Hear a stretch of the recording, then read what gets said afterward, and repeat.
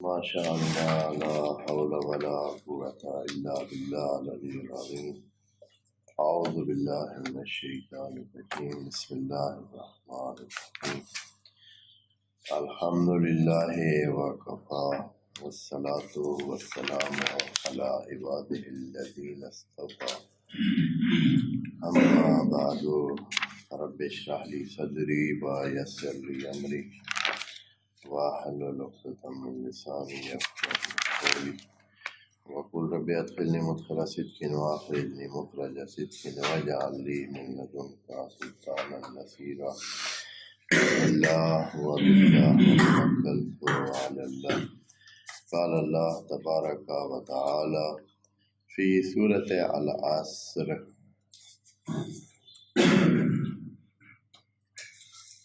آیت نمبر 1. بسم اللہ الرحمن الرحیم.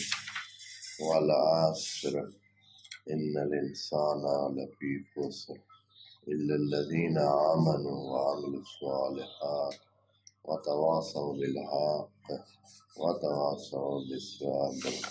صدق اللہ العظیم.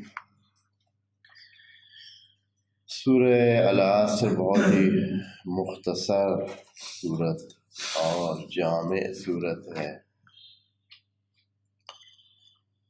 مکی صورت ہے. مکہ میں تقریباً خطاب جیسے کہ مشرکین کو ہے ویسے عموم انسانیت کو ہے. تمام انسان اس کے مخاطب ہیں.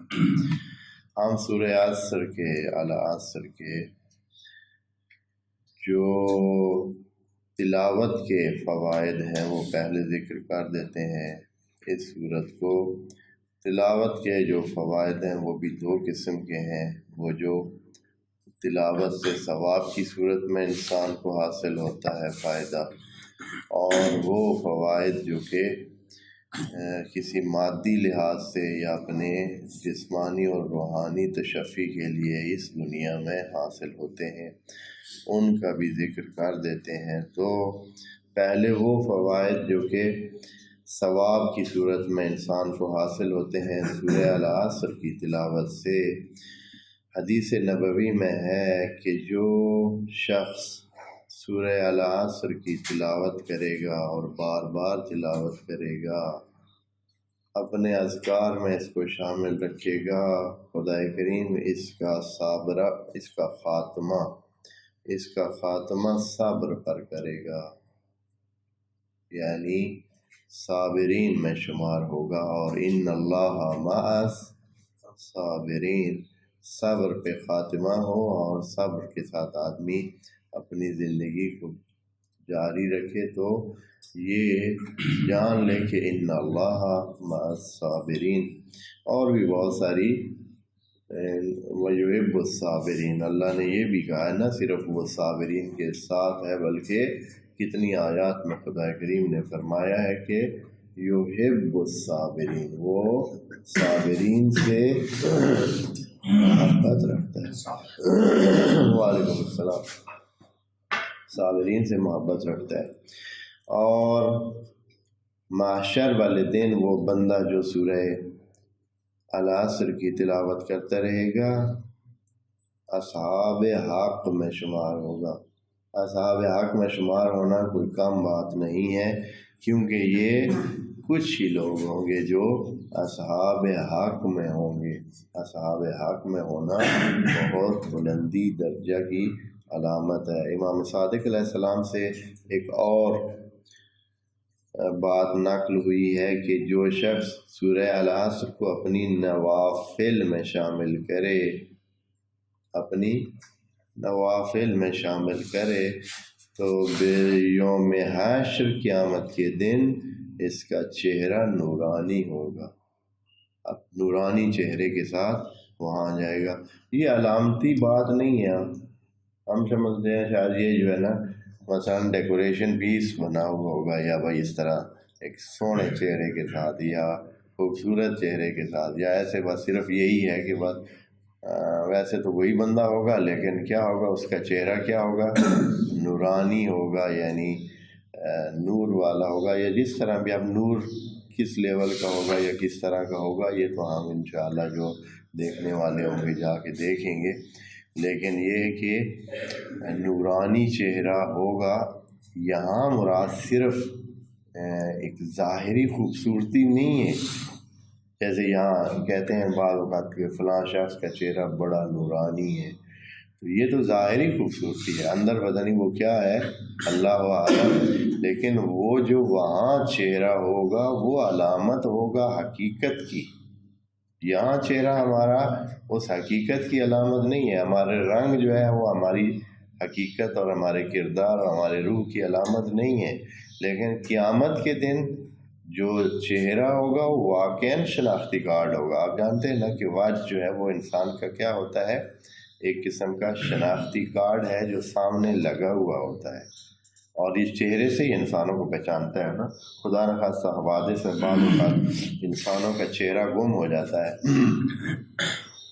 سر نہیں ملتا ہے، مثال کو حادثہ ہوتا ہے، زلزلہ آتا ہے، کوئی ایکسیڈنٹ ہوتا ہے، کوئی دوسرا بم پھٹتا ہے، کوئی سلسلے ہوتے ہیں، تو چہرہ اگر نہ ملے تو شناخت نہیں ہو سکتی ہے، پتہ ہی نہیں چلتا۔ یا مثلاً آگ میں جو اس طرح کے ہوائی جہاز کے حادثات ہوتے ہیں، اس میں بہت بڑی ساری آگ لگ جاتی ہے، کیونکہ بہت پیٹرول کا بہت بڑا ذخیرہ جہاز میں موجود ہوتا ہے، تو اس میں پھر چہروں کی شناخت کیا ہوتی ہے، بہت مشکل ہوتی ہے، جل جاتے ہیں، تو پھر پتہ ہی نہیں چلتا کہ کون کون ہے۔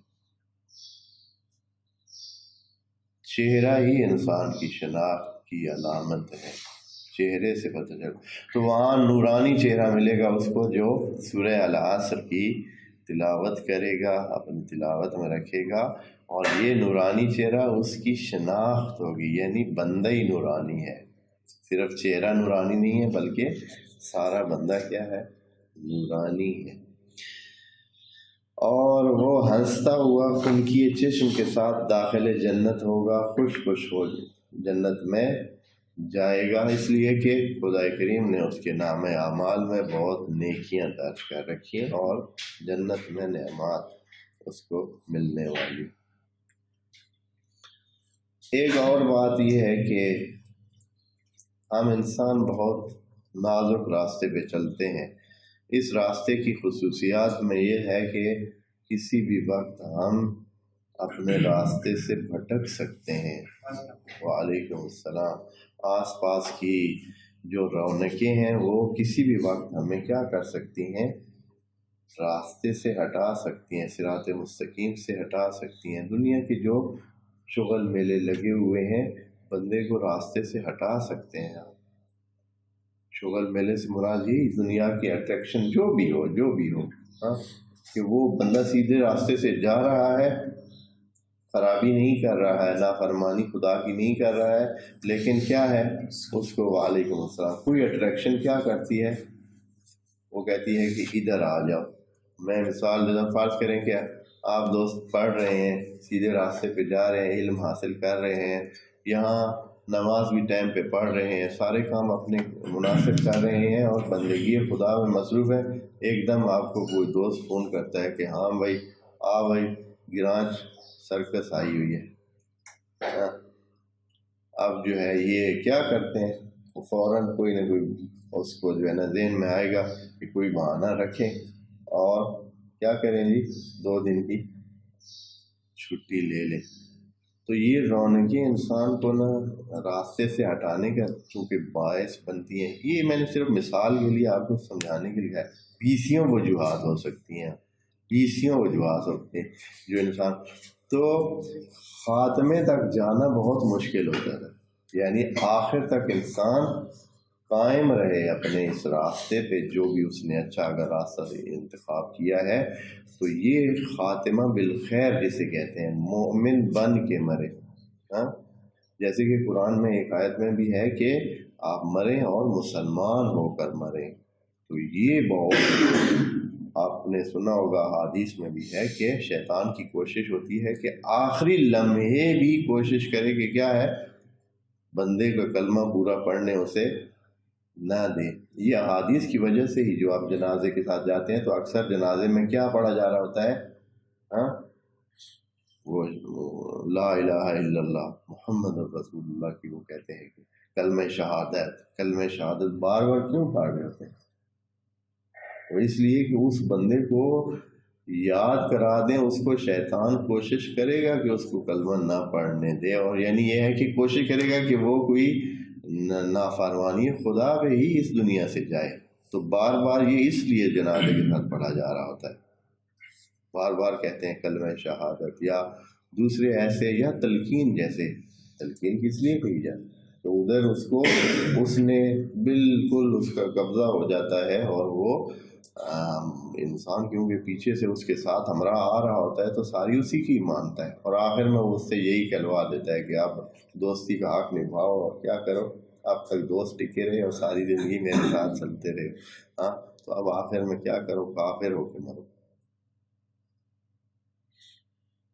تو آخر میں کیا کر دیتا ہے، اس سے کفر کا کلمہ پڑھا دیتا ہے، یعنی اللہ کو وہ نہیں مانتا، اس نے کہا میں نے نہیں پڑھنا کلمہ. ہاں ادھر سے مومنین کوشش کر رہے ہوتے ہیں کہ اس کو کلمہ پڑھائیں، لیکن وہ آخر میں نہیں پڑھتے. بہرحال یہ بہت ساری ایسی باتیں چونکہ حدیث میں بھی اس کا ذکر ہے، تو یہ سورت پڑھنے سے، سورہ العصر کوئی پڑھتا رہے، اپنی تلاوت میں شامل رکھے اسے، تو اس کا خاتمہ بالخیر ہو، یعنی اس کی عاقبت آخرت اچھائی پر ختم ہوگی، اور اس طرح وہ اگلے جہان میں مسلمان ہو کے خدا کے سامنے جائے گا، اور کفر کی حالت میں خدا کے سامنے نہیں جائے گا.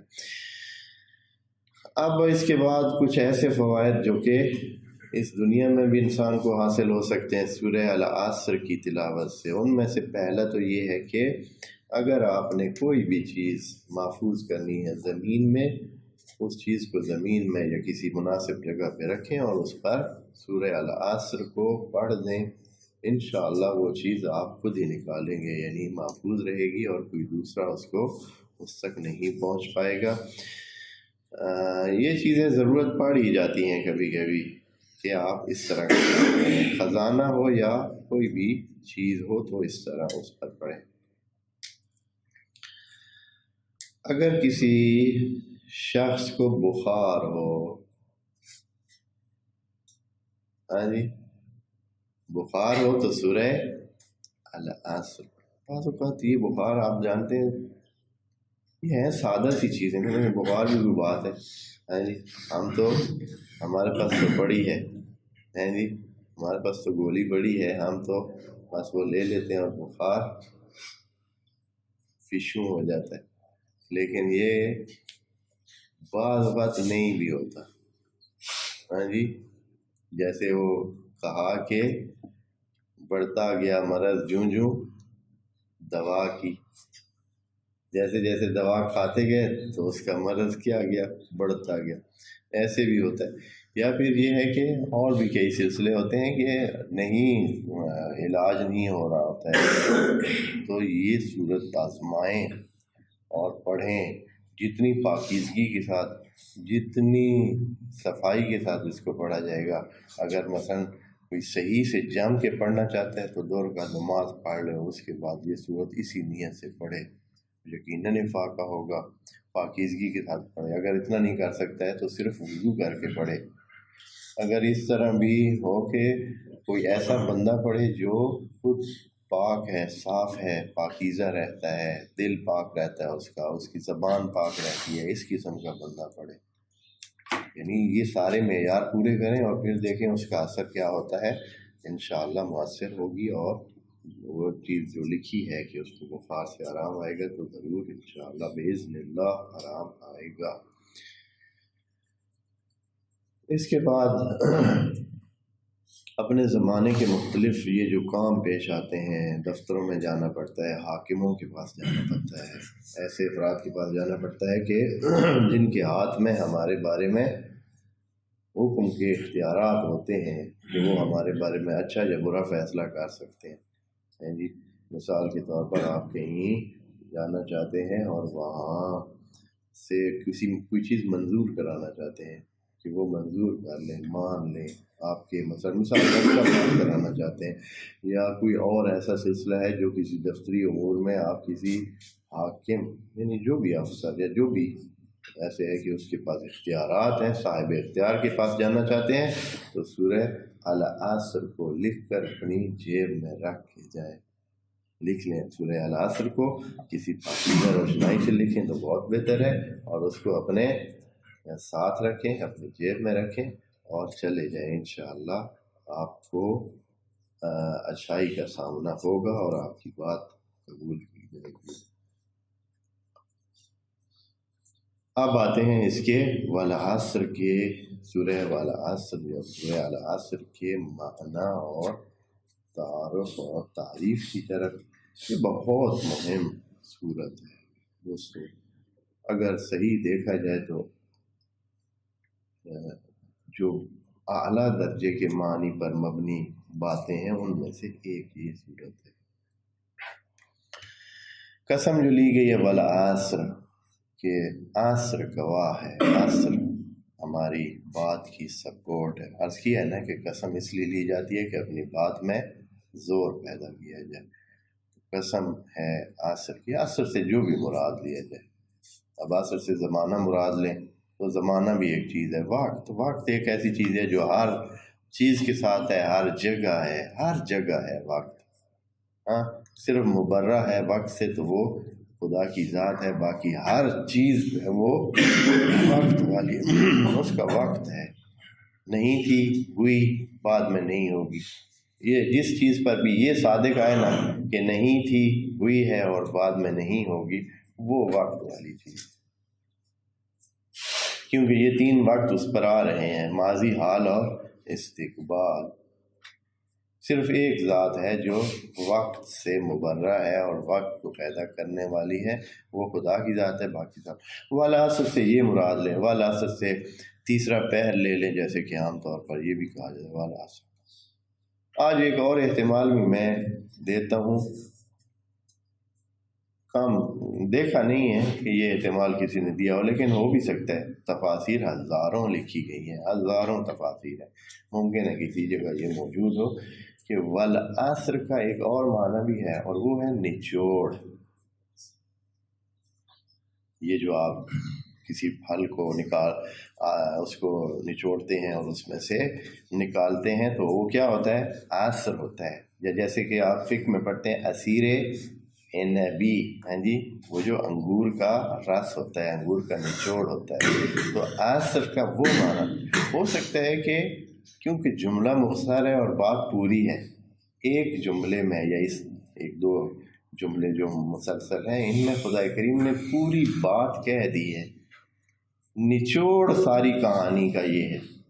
ساری انسانی زندگی کی بھاگ دوڑ اور سارے سلسلوں کو دیکھا جائے تو جو چیز نچوڑ نکلتی ہے وہ یہ ہے والعصر. وعلیکم السلام. کہ ہم بات کا نچوڑ جو ہے اس کی ہی قسم، خود نچوڑ کی قسم، عصر کی قسم. ہو سکتا ہے یہ مراد ہو، کیونکہ جب اتنا اختلاف ہے مفسرین میں کہ اس سے کیا مراد ہے، تو جب وہ یہ فکس نہیں ہے تو پھر جو بھی احتمال تو دینے میں حرج نہیں ہے. اب یہ ہے کہ والعلم عند اللہ، اصلی بات تو وہی خدا کریم جانتا ہے کہ عصر سے اس نے کیا مراد لی ہے اور کتنی مراد لی. لیکن جو بھی ہے قسم لی جا رہی ہے عصر کی، اور جو بات کی جا رہی ہے ان الانسان لفی خسر، ان جو ہے حروف تاکید میں سے ہے، آپ جانتے ہیں. بے شک یعنی یہ قابل استثناء نہیں ہے، پکی بات ہے، اس میں کوئی شک کی کوئی یہی ہے اور دوسری بات نہیں ہے. کیا ہے کہ ان الانسان، الانسان جس کو انسان کہتے ہیں، جو انسان ہے، چاہے پہلا ہے، درمیانہ ہے، آج کا ہے، کل کا ہے، اول ہے، آخر ہے، جو بھی ہے، الانسان جس میں روح ہے. بشر اور انسان میں تھوڑا فرق ہے، اس کو ہم ابھی نہیں ادھر ڈسکس کرتے. الانسان جس میں خدا نے کہا وَنَفَخْتُ فِيهِ مِن رُوحِي، اور جس کے سامنے پوری کائنات کو سجدے کے لیے کہا. بتایا ہے نا دوستوں کو کہ ملائکہ جو ہے اس سے مراد صرف یہ نہیں ہے، کچھ نہیں ہے. ملائکہ یعنی ما اولکا، جس کو خدا نے بھیجا ہے، ما ارسلا، جس کو رسول بنا کے بھیجا. اور خدا کی رسول تو ساری جہان کائنات سارے ہی خدا کے ایک لحاظ سے کیا ہیں؟ جند ہیں، سارے ہی خدا کے ہی لیے کام کر رہے ہیں، خدا کی بندگی میں مصروف ہیں، تو سارے ہی مرسل اس طرح کے ملائکہ شمار ہو سکتے ہیں۔ ملائکہ کا جو اصلی معنی، اس لیے کہ اس کی تعداد اسی وجہ سے یہ نہیں ہے جو تھوڑے سے۔ تو بہرحال ان الانسان، جو انسان ہے یہ کس میں ہے؟ لفی خسر، خسر خسارے میں ہے۔ اب اس بات کو ویسے تو اتنا سادہ ہے نا، بعض مفسرین نے اس سورت کی تفسیر میں ایک صفحہ پورا بھی نہیں لکھا، یعنی صرف ایک صفحے میں اس سورت کی تفسیر جو ہے وہ ختم ہو گئی۔ والعصر، لیکن الخسران، خسران کیا ہے اور کیوں خسارہ ہے؟ کیوں خسارہ کہتے کس وقت ہے؟ خسارے کا معنی بے فائدہ ہونا نہیں ہے کہ ترقی سے محروم رہنا نہیں ہے۔ یعنی کوئی انسان ہوتا ہے نا کہ مثلاً اس نے ترقی نہیں کی ہے، خوب برابر رہا ہے، نہ آگے گیا نہ پیچھے۔ کوئی ہے جس نے فائدہ نہیں اٹھایا ہے، نقصان بھی نہیں کیا، فائدہ بھی نہیں اٹھایا اور نقصان بھی نہیں کیا۔ لیکن یہاں کہا جا رہا ہے کہ ان الانسان لفی خسر، انسان خسارے میں جا رہا ہے۔ اس کا مطلب ہے کہ انسان کے پاس کچھ ہے، متاع ہے انسان کے پاس، انسان اس کا کیا کر رہا ہے؟ خسارہ کر رہا ہے۔ ایسے ہی متاع انسان کے پاس، اب یہ دیکھنا ہے کہ وہ متاع کیا ہے جو انسان سے لے لی جائے گی، جو انسان سے چھن جائے گی، جو انسان اس میں خسارہ کرے گا۔ کیا چیز ہے انسان کے پاس؟ اور پھر جو خسارے میں نہیں ہے ان کے پاس کیا ہے؟ ہمیں ویسے تو سمجھ ہی نہیں آتی ہے کہ خسارہ ہے کتنا۔ خسرن خسارے میں ہے، اور یہ نکرہ کا بتا دیا گیا ہے۔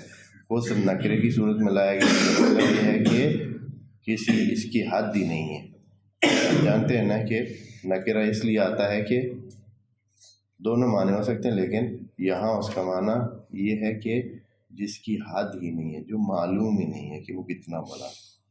اور اس کی وجہ یہ ہے کہ انسان، دو چیزیں ہیں انسان کے پاس، جسم ہے اور روح ہے۔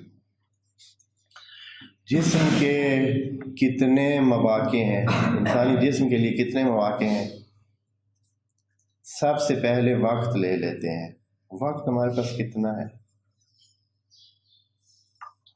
صرف یہی 80-90 سال، اتنا ہی ہے۔ کام کے تو بعد اس سے بھی کوئی کہتے ہیں کہ کام ہوتا ہے، لیکن 80-90 سال مثال، یہ وقت ہے سارا، ٹھیک ہے۔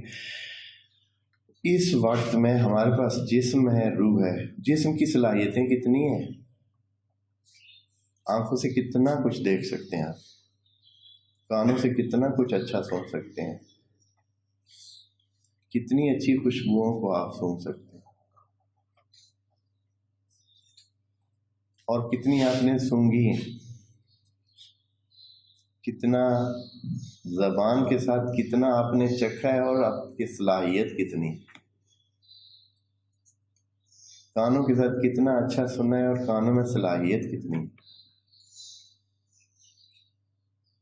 کتنا سن سکیں گے۔ روح کی طرف جائیں تو روح میں کتنی کیپیسٹی ہے، کتنا ظرف ہے، کتنی بلندی، کتنا علم حاصل کر سکتے ہیں اور کتنا کیا ہے۔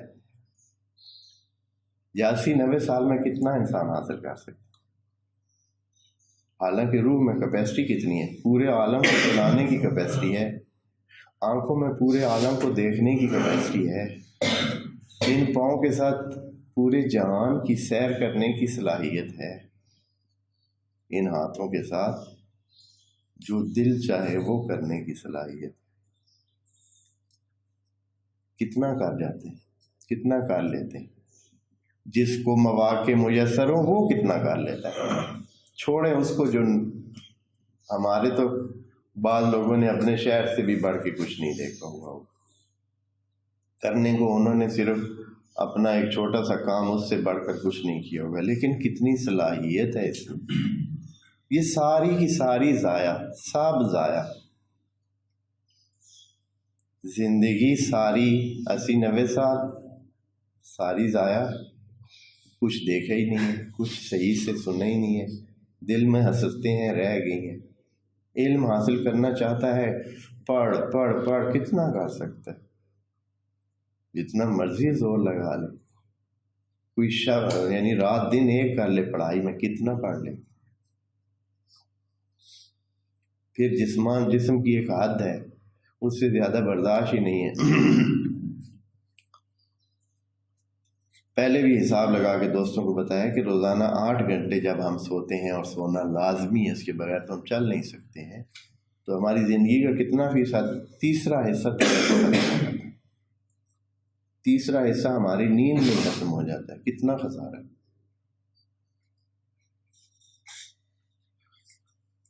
پھر جو جہان ہے، کائنات کو دیکھیں، کتنی بڑی کائنات ہے، اور ہم سب کو خدا نے کہا ہے کہ انسان تیری تسخیر میں ہے، یعنی انسان کی رسائی میں ہے۔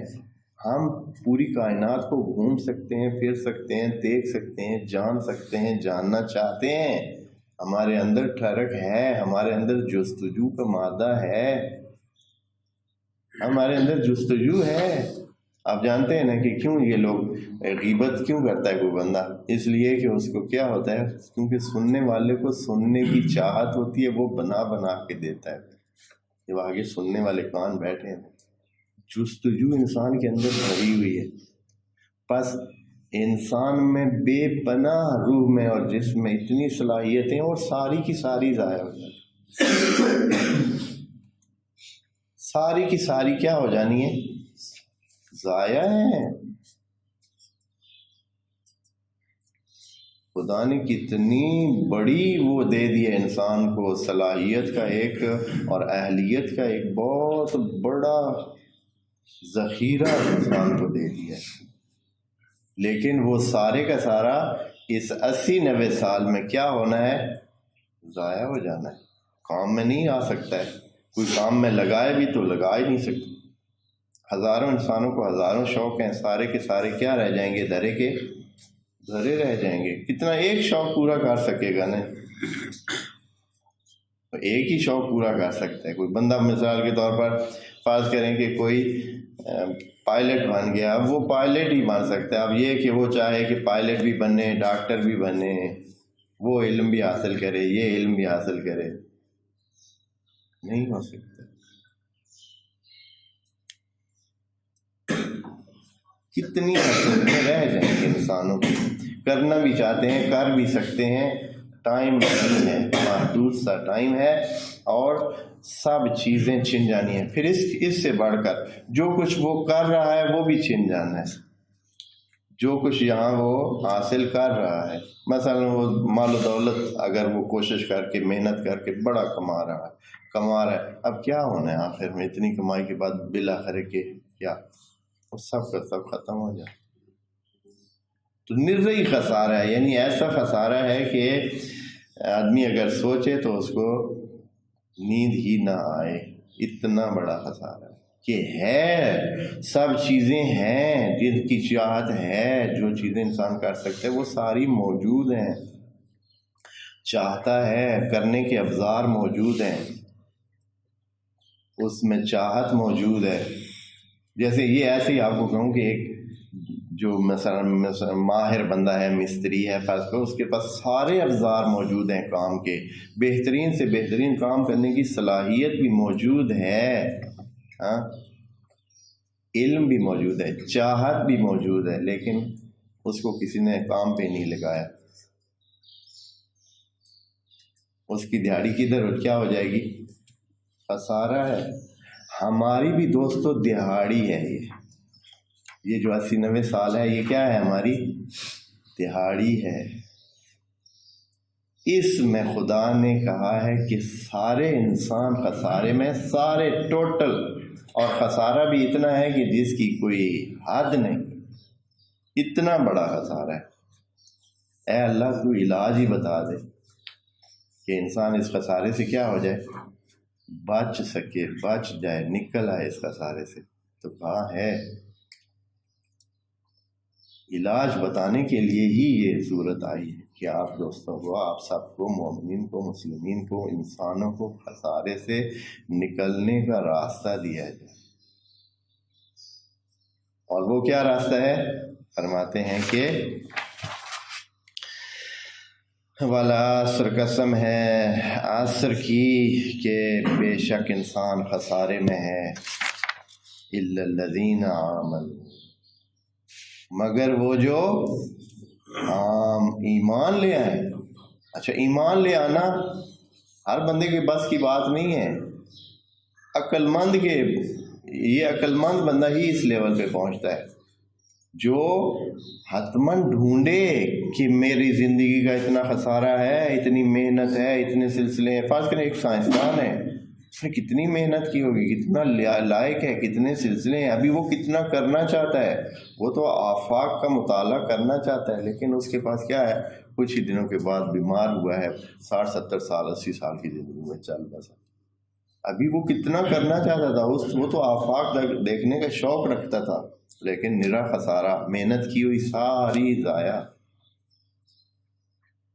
گیا، وہ علم جو اس نے حاصل کیا تھا آگے کچھ بھی نہیں۔ تو اگر عقل مند ہوگا تو کیا ہے، ڈھونڈے گا کہ کوئی ہے ولی وارث اس کا، اس جہان کا، تو اس کے پاس رجوع کرے، اپنے خسارے کے لیے اس کے پاس رجوع کرے کہ بھائی مجھے نہیں چاہیے خسارہ، مجھے یہ زندگی کرنی ہے، مجھے یہ چیزیں چاہیے، میں یہ کرنا چاہتا ہوں، مجھے علم حاصل کرنا چاہتا ہوں، میں ساری دنیا کو جاننا چاہتا ہوں، میرے اندر ایک خاص قسم کا شوق ہے۔ یہ علم والوں کے لیے کہہ رہا ہوں۔ ممکن ہے کہ کوئی کیا ہو، جسمانی شوق اپنے پورا کرنے چاہتے ہوں، ان کو کھانے کا شوق ہو، کتنے کھانے کھا لی، ہاں، یہ تو اپنے شہر کے پورے کھانے نہیں کھائے ابھی، اسی ملک میں ہزاروں اور کھانوں کے اقسام، سلسلے ہیں، ڈشیں ہیں جو ابھی تک چکھی نہیں ہیں، دیکھی نہیں ہیں۔ دوسرے ممالک کو تو چھوڑ دیں، ہر ملک کے، ہر ایریے کے، ہر علاقے کے اپنے اپنے سلسلے ہیں، کیا کیا لذتیں اسی جہان میں پڑی ہیں، انسان ان سب کو چھوڑ کے جا رہا ہے، تو خسارہ ہی خسارہ ہے نا۔ تو اے اللہ، کوئی ہے جو اس مسئلے کو حل کرے ہمارے، تو کہتے ہیں ہاں، ایمان لے آئے پہلے، یعنی مانے کہ کوئی ہے جو اس کو خسارے سے نکال سکتا ہے، ایمان لے آئے، مان جائے کوئی تو ہے نا جو اس جہان کا مالک ہے، جس نے بنایا ہے اور جس کے ہاتھ میں ہے کہ وہ کسی کو نفع دے، کسی کو نقصان دے، تو اس پہ ایمان لے آئے، یعنی عقل سے مان لے کہ بنانے والا کوئی ہے نا، ادھر ایمان لے آئے، یہ ایمان ہے، یعنی انسان کی عقل اس درجے پہ پہنچ جائے کہ اس کو سمجھ آ جائے کہ اس جہان کا کوئی ولی وارث ہے، کوئی بنانے والا ہے، کوئی سلسلہ ہے۔ جب یہ ایمان لے آئے گا تو اس کے بعد کیا کرے، اس کے بعد بہت محدود سا ٹائم ہے، اس میں خدا کریم نے اس خسارے سے بچنے کا علاج بتا دیا ہے۔ ایمان لے آئے، مان لے، اور پھر یہ ہے کہ عمل صالح کرے، محدود ٹائم ہے، اس میں عمل صالح کرے، آگے کے لیے وہ سارے نقصانات جو ادھر اس کے ہو رہے ہیں وہ سارے پورے ہو جائیں گے، یعنی اس کو وہ کرنے کو ملے گا جو وہ چاہتا ہے، جتنا جو کھانا چاہتا ہے کھائے، جو پاؤں کے ساتھ کرنا چاہتا ہے کرے، جو ہاتھوں کے ساتھ کرنا چاہتا ہے کرے، جتنا جو کچھ دیکھنا چاہتا ہے وہ دیکھے۔ قرآن کی آیات میں آیا ہے کہ ایسی ایسی چیزیں دکھائی گئی، تلذ الاعین، آنکھوں کی لذت ملے گی وہاں، جو دیکھنا چاہتا ہے، جو سیر کرنا چاہتا ہے، بلکہ کہا گیا ہے کہ لہم ما یشاؤن، جو چاہیں گے ملے گا۔ کوئی یہی چاہتا ہے کہ وہ علم حاصل کرے، ساری دنیا کی پہچان حاصل کرے، علم کے بارے میں اس کو شوق ہے، تو ادھر ملے گا اسے۔ یعنی جو خسارے یہاں ہیں، جو چیزیں پوری نہیں ہوئی ہیں، جو چیزیں انسان چاہتا ہے اور نہیں کر سکا ہے، نہیں کر سکتا اس چھوٹی سی زندگی میں، وہ سب کی سب کرنے کو، کھانے کو، پینے کو، سونے کو، جو مرضی یہ چاہے، جو دل میں آتا ہے وہ وہاں ملے گا۔ کس کو؟ جو ایمان لے آئے اور عمل صالح کرے اس خاص ٹائم میں۔ یہ ایسے ہی ہے جیسے آپ ساری زندگی میں ہم یہی کرتے رہتے ہیں کہ محدود ٹائم کے لیے ایک کام کیا جاتا ہے، پھر موجیں۔ بھائی آپ پہلے 15 16 سال پڑھائی کریں، پھر ساری زندگی آپ کے لیے کیا ہے؟ آسانیاں ہیں۔ تو جو ان 15-16 سال پہلے نہیں پڑھتا ہے، پھر ساری زندگی کیا ہے، اور کچھ بھی نہ ہو تو جہالت کی ذلت تو ہے ہی۔ جو نہ پڑھے اور کچھ بھی نہ ہو تو کم از کم اتنا ہوگا کہ وہ جاہل رہ جائے گا، لا علم رہ جائے گا، یہ ذلت تو ہوگی۔ ہاں، یا مثال کے طور پر کوئی بھی آپ دن کو کماتے ہیں تو 24 گھنٹے آپ بھی کھاتے ہیں، اپنے ساتھ والوں کو بھی کھلاتے ہیں، 8 گھنٹے 6 گھنٹے جتنا بھی ٹائم ہوتا ہے وہ آپ کماتے ہیں اور پھر باقی کھاتے ہیں۔ تو تھوڑی ٹائم کے لیے عمل صالح، جیسے دنیا کا رواج ہے، خدا نے بھی کوئی ہٹ کے بات نہیں کی ہے، صرف اس کا یہ ہے کہ آپ کی یہ جو 70-80 سالہ زندگی میں شعور کی زندگی ہے، جہاں آپ کا شعور چلتا ہے 15 سال سے بعد، ہاں، کہ جہاں سے شعور چل رہا ہے، شعور ہے، سمجھ ہے بات اس چیزوں کی، اور آپ آ رہے ہیں، تو اس کے بعد جہاں تک آپ کا شعور قائم رہتا ہے کیا کریں؟ عمل صالح کریں۔ عمل صالح وہ بھی ایسی چیز ہے جو آپ کو پسند ہے، ہاں، آپ کے ناپسند کوئی چیز نہیں ہے، آپ سے کوئی ایسی چیز نہیں چاہی جا رہی جو آپ نہ کرتے ہوں، آپ وہی چیز چاہتے بھی ہیں، اسی کو اچھا بھی سمجھتے ہیں۔ بندگی خدا بھی اسی طرح اچھی ہے جس طرح کہ آپ جتنی لیول پر بھی ہیں، آپ چاہتے ہیں کہ آپ کے جو نیچے ہیں وہ آپ کے کیا ہوں، مطیع اور فرما بردار ہوں۔ اسی لیے خدا نے یہ رشتے قائم کیے ہیں کہ پتہ ہو کہ یا یہ جو طریقہ کار بنایا ہوا ہے، مثلا کوئی افسر ہے تو وہ کیا چاہتا ہے اس کے نیچے جو اسٹاف ہے وہ کیسے ہو، آگے سے اس کی بات مانے یا نہ مانے۔ تو اسی طرح خدا بھی وہی چیز چاہتا ہے جو انسان خود چاہتے ہیں، جو خود انسان چاہتے ہیں کہ جب ہم اوپر ہیں تو ہمارے نچلے کیا کریں، ہماری بات نہ ٹھکرائیں، فرمان بردار رہیں۔ تو خدا بھی چاہتا ہے بندے تو میرا بندہ ہے، میری مخلوق ہے، تو میری مان کے چل، اس سے زیادہ تو نہیں چاہا ہے خدا نے کچھ، اور کوئی غلط بھی نہیں ہے جس میں انسان کو تکلیف ہو، ادھر سے خدا کہتا ہے کہ میری بات کو روک دے، کوئی بات نہیں، یہاں تمہیں تکلیف ہوتی ہے، بخار ہے تو وضو کرنے کی جگہ تیمم کر لے، اگر کھڑے ہو کر نہیں نماز پڑھ سکتے ہو تو بیٹھ کے پڑھ لے، روزہ نہیں رکھ سکتے ہو تو کوئی بات نہیں، نہ رکھو، بعد میں رکھ لینا، بیمار ہو تو، ہاں، یا اس طرح کی اس کی بندگی کی بھی وہی حدیں، جیسے تو نہیں چاہا ہے اس نے تو عمل صالح کرے اس زندگی میں، نتیجہ یہ ہے کہ اس کے بعد والی زندگی میں تمام خسارے انسان کے پورے ہو جائیں گے، تمام خسارے پورے ہو جائیں گے، کسی حوالے سے کوئی خسارے میں نہیں ہوگا، کوئی چیز نہیں رہ جائے گی کہ انسان چاہے گا اور وہاں اس کو وہ نہ ملے۔ خسارے سے نکلنے کا ایک ہی ذریعہ خدا نے بنایا ہے کہ انسان تو ادھر خسارے میں، تو بہت کچھ ہے، تیرے لیے ہم نے آسمان و زمین کو خلق کیا ہے، تسخیر میں دیا ہے، تیرے ہیں یہ ساری کائنات کی جتنی مخلوقات ہے یہ ساری تیری ہو جائے گی۔ اور یہ جو خدا نے پہلے سجدہ کروایا تھا اس کا مقصد بھی یہی تھا کہ اے انسان، یہ ایک سمبولک یا یہ جو علامتی تسخیر ہے کہ تیرے حوالے ہے، تجھے سجدہ کروائیں گے، اور علامتی سجدہ کر کے بھی دکھایا۔ اور اگر انسان بندہ مخلص خدا بن جائے تو سمجھیں کہ ساری کائنات خدا اس کے لیے کیا کر دیتا ہے، کر دیتا ہے۔ قرآن میں کتنی بار کہا ہے کہ وَسَخَّرْنَا لَكُم مَا فِي السَّمَاوَاتِ وَالْأَرْضِ، جو زمین و آسمان میں ہے انسان ہے تیرا، لیکن کس انسان کا ہے؟ جو خدا کو مانے اور کیا کرے، عمل صالح کرے۔ إِلَّا الَّذِينَ آمَنُوا وَعَمِلُوا الصَّالِحَاتِ وَتَوَاصَوْا بِالْحَقِّ وَتَوَاصَوْا بِالصَّبْرِ۔ یہ تواصو بالحق اور تواصو بالصبر اسی عمل صالح کا حصہ ہے، لیکن خدا کریم نے یہ اس لیے ذکر کر دیا ہے کہ اس سے انسانوں کو اپنے اسی کام میں مدد ملتی ہے۔ کس میں؟ عمل صالح کرنے میں۔ جب ایک دوسرے کو حق کی بات کہیں گے تو یقیناً خود کریں گے نا۔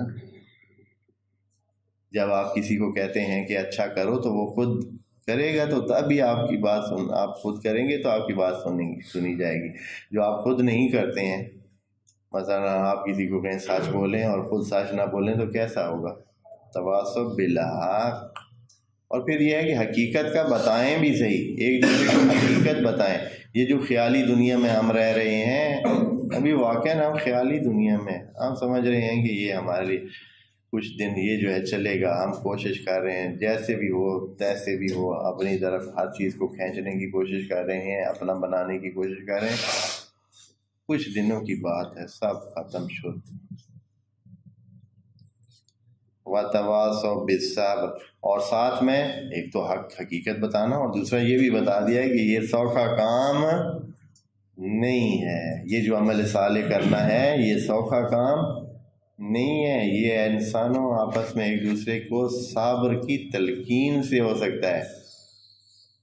ایک دوسرے کو صبر کا کہیں، ایک دوسرے کو کہیں کوئی بات نہیں، برداشت کرو، کچھ دنوں کی بات ہے.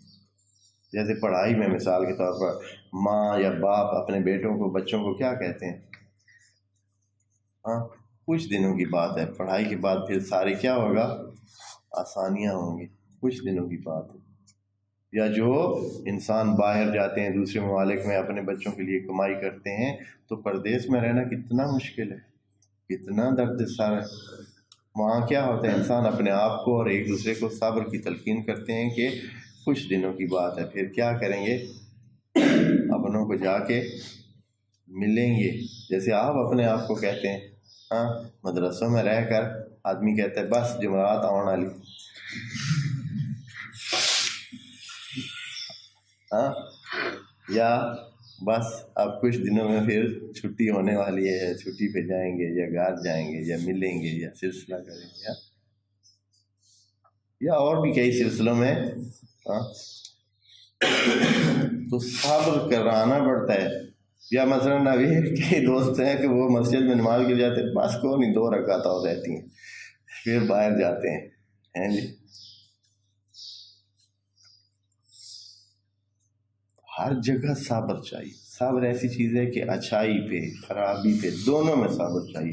خرابی منہ کے سامنے پڑی ہے، ہاں کرنے کو دل بھی چاہ رہا ہے، ہاں جی، سامنے پلیٹیں پڑی ہیں اور دوسرا دوست باہر گیا ہوا ہے، ہاں جلدی سے اس کی پلیٹ میں سے 1-2 چیز نکال سکتا ہے بندہ، اس کو پتہ بھی نہیں چلے گا. ہاں کبھی کبھار ہو جاتا ہے. ہاں یا یہ ہے کہ روٹیاں ادھر تھوڑی سی نرم پڑی ہیں اور طرح کی پڑی ہیں، ادھر دوسرے اس میں ادھر اچھے قسم کی روٹی پڑی ہے، تو کیا کر لے، ہاں وہ نمک اٹھانے گیا پیچھے سے روٹی چینج کر لے. یہ چھوٹی مثالیں ہیں، بہت چھوٹی مثالیں ہیں. بعض اوقات ان مثالوں کو دیتے ہوئے ہوتا ہے کہ درس کی لیول سے یہ کم ہے، لیکن یہ ہے کہ یہ سمجھانے کے لیے، یعنی انسان اتنی چھوٹی چیز پہ بھی خرابی کر جاتا ہے، چہ جائے کہ بڑے. ہاں آپ نے چیک کرنا ہو، 1000 کا نوٹ ادھر گلی کے سرے پہ ڈالیں اور پھر کسی کو بتائیں نہیں. ہاں 5 اگر دیکھیں کہ آیا کوئی بندہ ادھر سے گزرے گا اور اس سے کو چھوڑ کے چلا جائے گا، دیکھ لے گا اور چھوڑ کے چلا جائے گا. حکم یہی ہے کہ آپ کسی چیز کو، جو چیزیں مثلا ایسی ہوں کسی اور کی ملا آپ کی نہیں ہے تو آپ کا حق بنتا ہی نہیں ہے کہ اس کو چھیڑیں تھوڑی دیر، کیونکہ آپ نے اس کو ہاتھ لگانا ہے، آپ کے ذمہ لگ جانا ہے. یعنی شرعی نظر میں تو آپ کو پھر اس کا مالک ڈھونڈ کر پہنچانا پڑے گا. اگر آپ ہاتھ نہیں لگائے چلے گئے تو آپ فری ہیں، خود جانے بھائی جس کا ہے. لیکن آپ چیک کر لیں کتنے بندے یہاں سے گزریں گے بھائی کہ جو چھوڑ کے چلا جائے گا، ٹھیک ہے پیارا.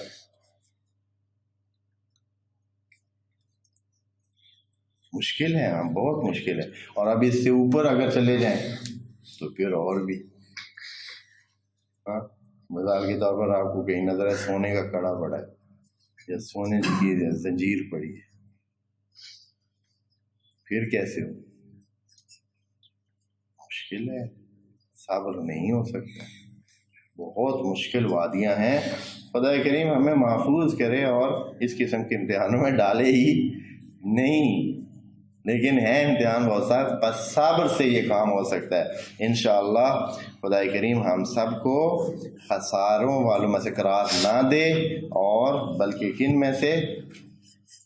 الذین آمنوا وعملوا الصالحات وتواصوا بالحق وتواصوا بالصبر میں سے قرار دے۔ والسلام علیکم ورحمۃ اللہ وبرکاتہ۔